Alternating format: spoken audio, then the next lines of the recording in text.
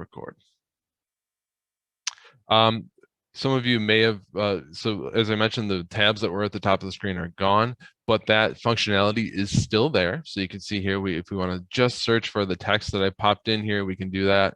We can also search by author, title, citation, and catalog. So let's just search for that text. So we have 7,800 results, many different ways that we can refine our search running down that left-hand side of the screen. Right-hand side of the screen, we've got some quick locator buttons, so we can grab that PDF. We can download, get some different download options, maybe just a quick snippet of that PDF, and we can even email that PDF to up to 10 people at one time in a nice, easy way. Some different advanced searching options we have, of course, are we can do a Venn diagram search. Some of you may have seen this in the past. I'm going to click on our example very quickly. If it's in there and I can just click on it, I won't bother wasting our time by typing things in. And here you can see we get just the results that we were looking at on my prior search, but we also have a Venn diagram that updates on the fly. So if I'm looking at fraud, we can look at it, how many results I got for fraud. Blue, the results change, sky, and so on and so forth. You can see where they overlap with one another. It makes it nice and easy to see how those different search terms interact with one another and how much they relate to one another in a nice, easy to see data visualization tool. We also have the ability to search by topics, acid rain, admiralty, advertising, and so on. There's thousands of topics available, and this allows you to search specifically within the area of research that you or a student are most interested in. And it helps you narrow that focus down tremendously. Well, let's talk about some other features that we have with our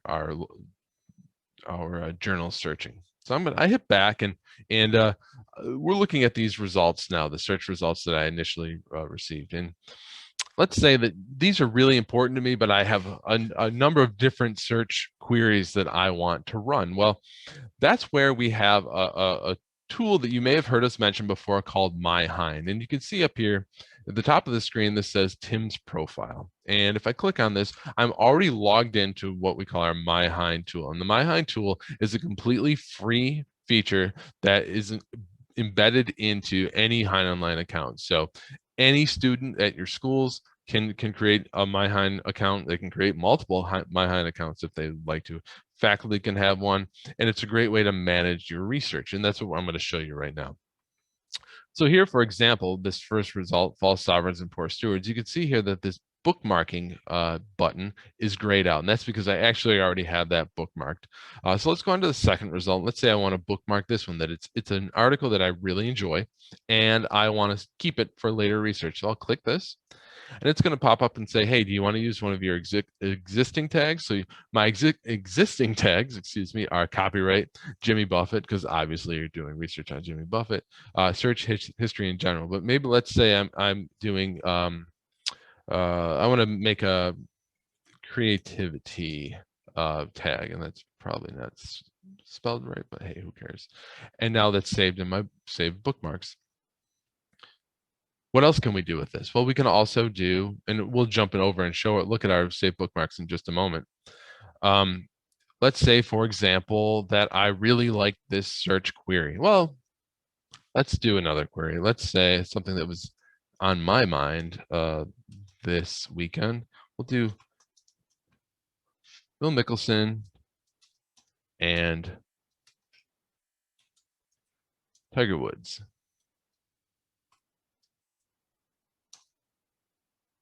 Oh, I don't want to do a catalog search. Just search for Phil Mickelson and Tiger Woods. So let's say that I've gotten 32 results. We can see that, and I want to save this search query and come back to it and check it on occasion. What I can do now is I can say, you know what, I want to save this to my Hein search queries and hit save. And I'm going to put this in under the tag golf. Now let's go and let's check out my my Hein saved search queries. So I clicked on view. Now I could have done this, by the way, if I went up under here to my Tim's profile, and I could click save search queries or save bookmarks, whichever. And it brought me to this page, and you can see we're on my saved search queries. And what have I searched in the past? Or I saved in the past? Phil Mickelson and Tiger Woods. If I want, I can jump right back to that and click it. You can also see here, I have Jimmy Buffett and Margaritaville.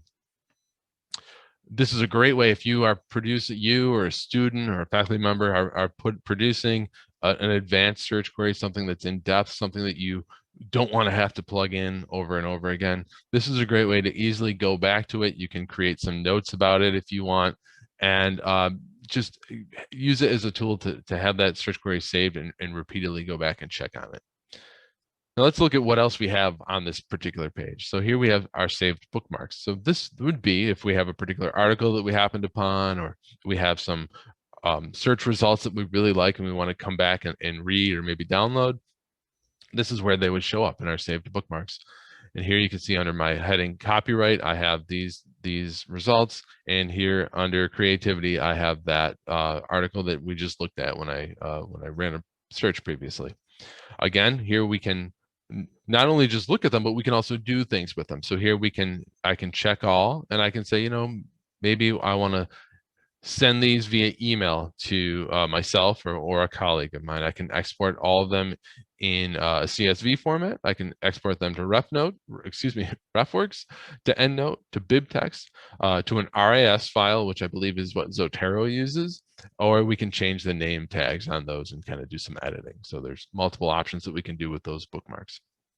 What else can we do with my Hein? Well, we have once we're logged in, we have a search history. So maybe you did some searching within HeinOnline and you really like the results, but hey, you forgot what it was you searched for.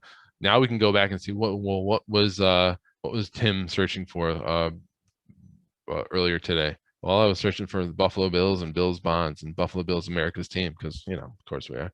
And fraud and sky and blue, and well, those were the examples I did. So you can see here's a whole history of my search results over the past since I've been logged into this particular my Hein account. Now we can disable search history. Maybe we were searching for things that we don't want to have saved.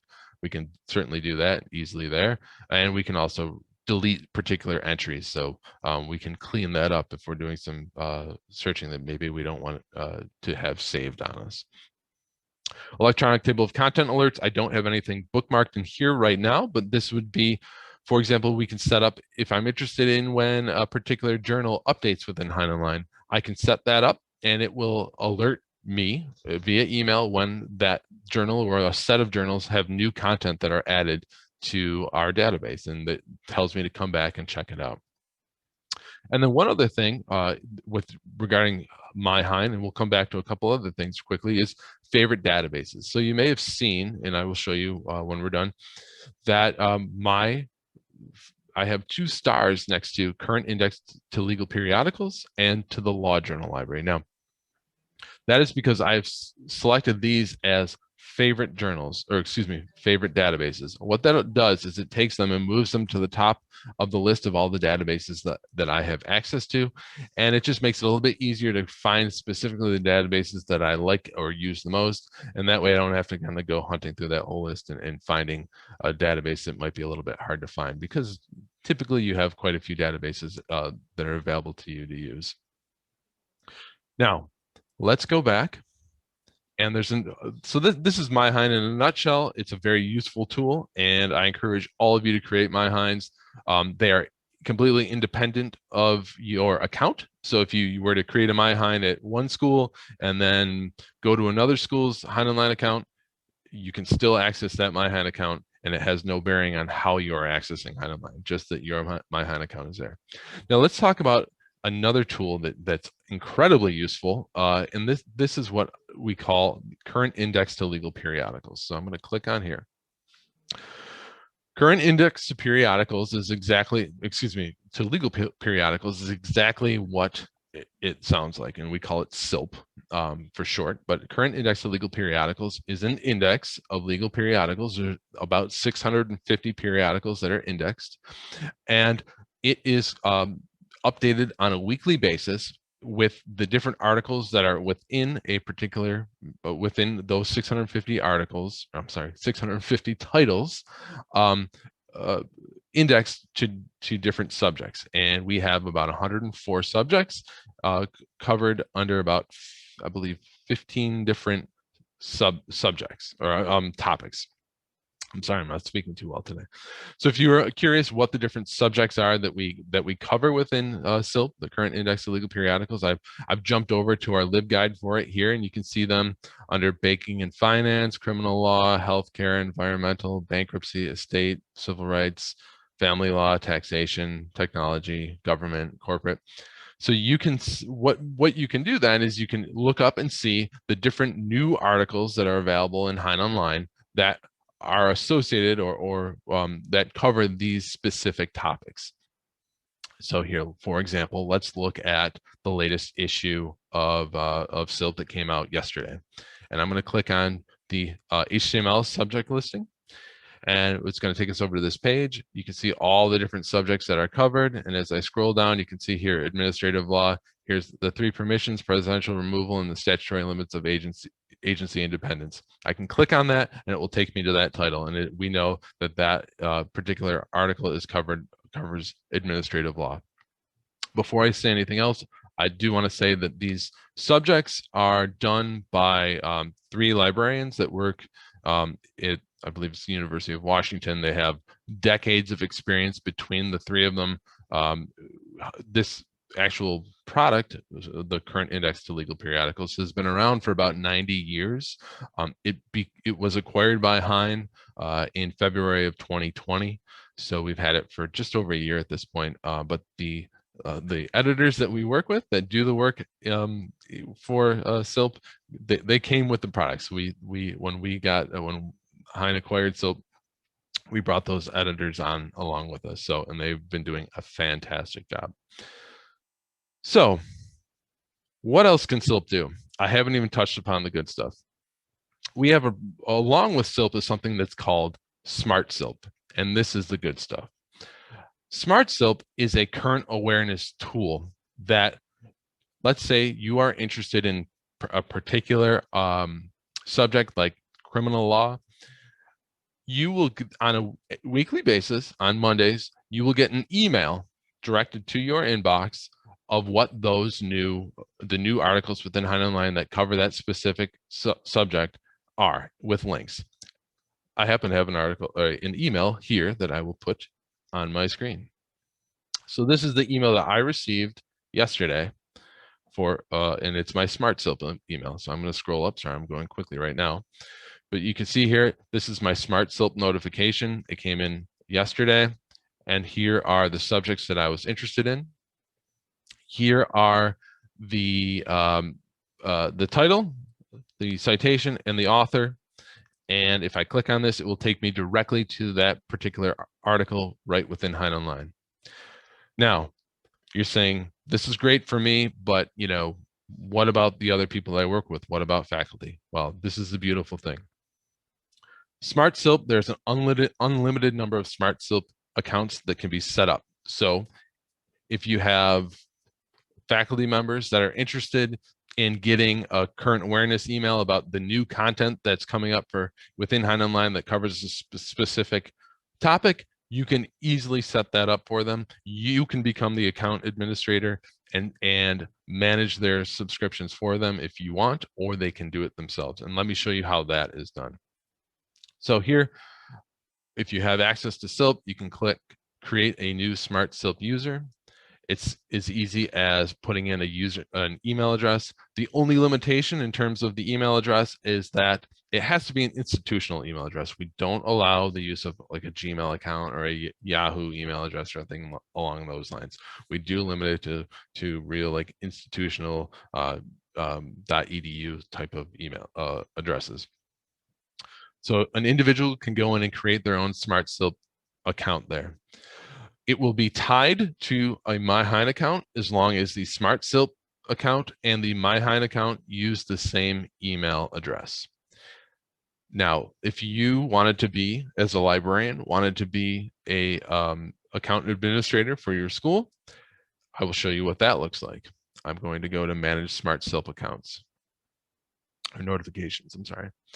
I am set up as an administrator right now with my Hein account to cover all of these people that work at Hein. And in order to become an administrator, you basically just fill out a form that is available on our website, or you can email us and we can walk you through the process. And to manage someone's notifications, I'll go in here and I'm going to just click on my own notification system right here. And it's as easy as, and this would be the same sort of page that you would see when you were setting up a smart SILP account, is you can see I have criminal law and procedure selected. If I unselect it, it will automatically unselect these other subjects and journals. If I'm interested in environmental law, these are selected and other journals are selected, and so on. And I can select a whole bunch of different things that I may be interested in, and that will then affect the alerts that I get on a weekly basis in that smart SILP email, and it will be tailored to what I am specifically interested in.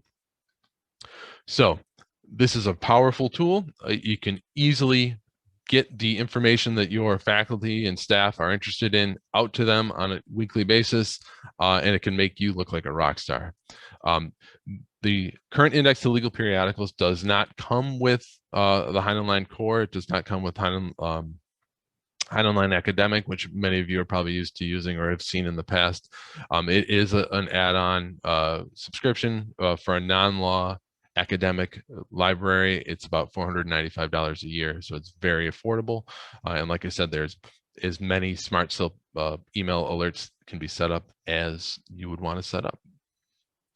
So before I let you go, I recommend letting you know, I'm going to point you to our LibGuide again for if you have any questions that you wanted to kind of dig around in. I'm going to show you how I got to this. Don't forget, under our help screen, wherever you are in HeinOnline, you can go to our LibGuides. We click on that and we can scroll down to current index to legal periodicals.